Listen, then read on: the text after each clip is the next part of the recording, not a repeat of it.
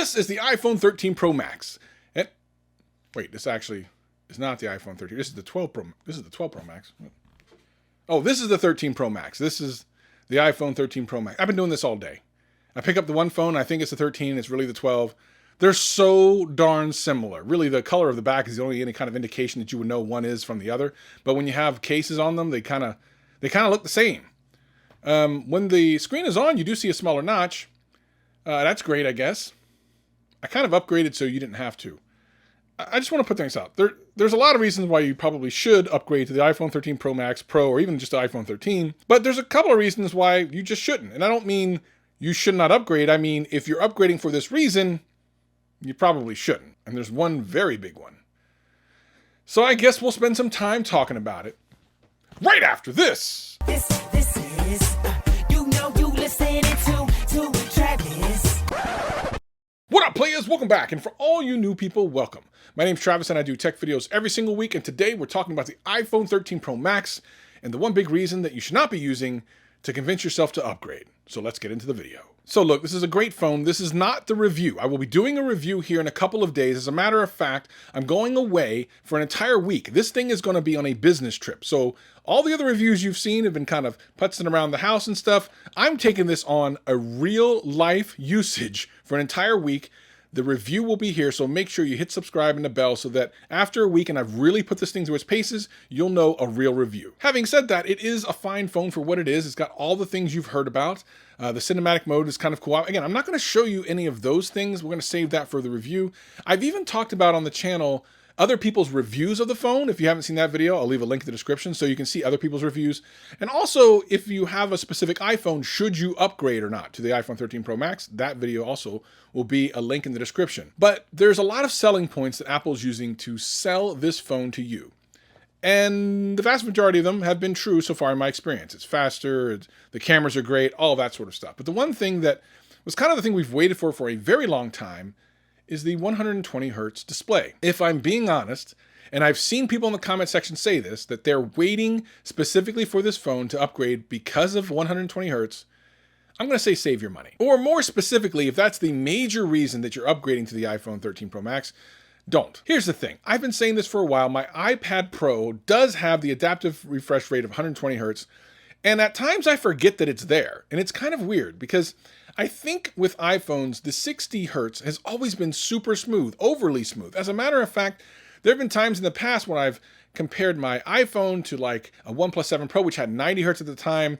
And I saw the difference on the OnePlus 7 Pro, but the iPhone was so smooth that I really didn't miss a high refresh rate. So one of my concerns coming into this phone at the beginning was, would I even notice the difference? Because I forget that it's even on my iPad Pro a lot of the time. Yet when I had the Galaxy Z Fold 3 just a couple of weeks ago, I mentioned how the refresh rate at 120 hertz on that display was super silky smooth, and for the first time on a smartphone since the OnePlus 7 Pro at 90 hertz, I noticed it. Like, not just kind of looked for it and found it, I noticed it. And for something like 120 hertz, you want to notice it all the time. You want to notice the smoothness and how quick it feels and all that sort of jazz.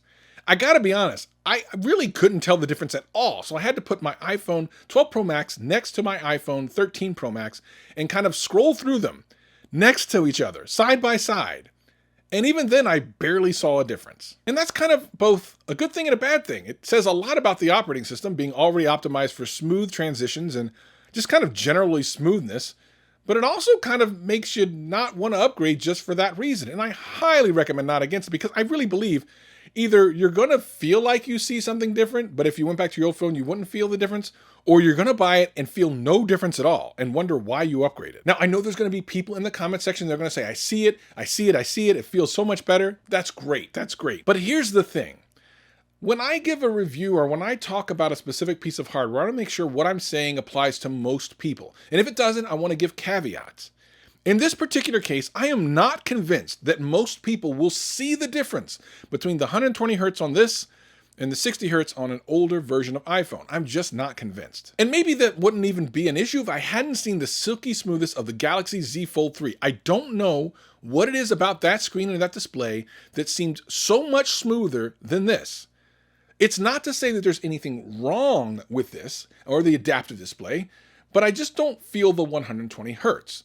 And real quick, let's talk about how this display works. To be clear, this is not always running at 120 Hz at all times. It's adaptive. It goes down to 10 Hz, all the way up to 120 when it's needed.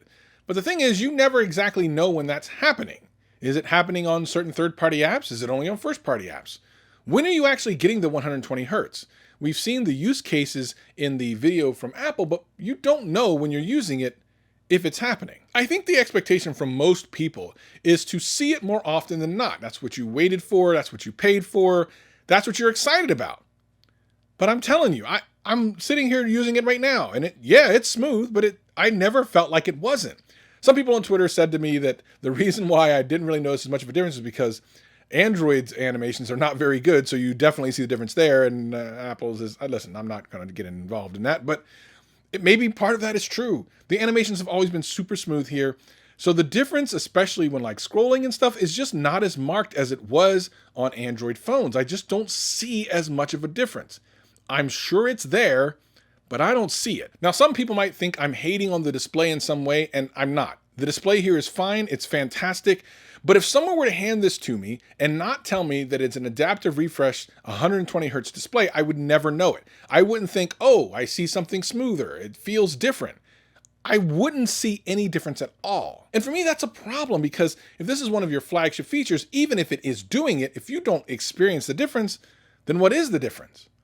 Now, I know some of you are going to say your eyes are bad or whatever. Then why is it that I can see the difference on my television, which is 120 Hz, on my OnePlus 7 Pro, which is 90 Hz, or even on the 120 Hz Galaxy Z Fold 3? You can tell the difference. I just don't see it here. And there might be other shortcomings on the iPhone that might keep you from wanting to upgrade, but we're only going to talk about the screen here. I just want to talk about that because it's such an interesting thing. We've been waiting for years to see it on an iPhone, and I'm just not terribly excited about it. But that does not mean you should not upgrade. This is a fantastic phone. I actually am enjoying it so far. But leave me a comment below if you have one of the 13 Pro or Pro Max phones. Do you see the difference? And I really mean, did you notice it when you started using it, or does it just feel like a new iPhone with some new cool camera tricks? Now, of course, I'll be covering all different aspects of this phone, hopefully aspects that other reviewers haven't beaten a dead horse about, in my upcoming review and other videos I'll be making about this phone and the iPad mini, which I just got and I'm super excited about. So make sure you hit that subscribe button, hit that like button, and I'll see you next time. Peace and love.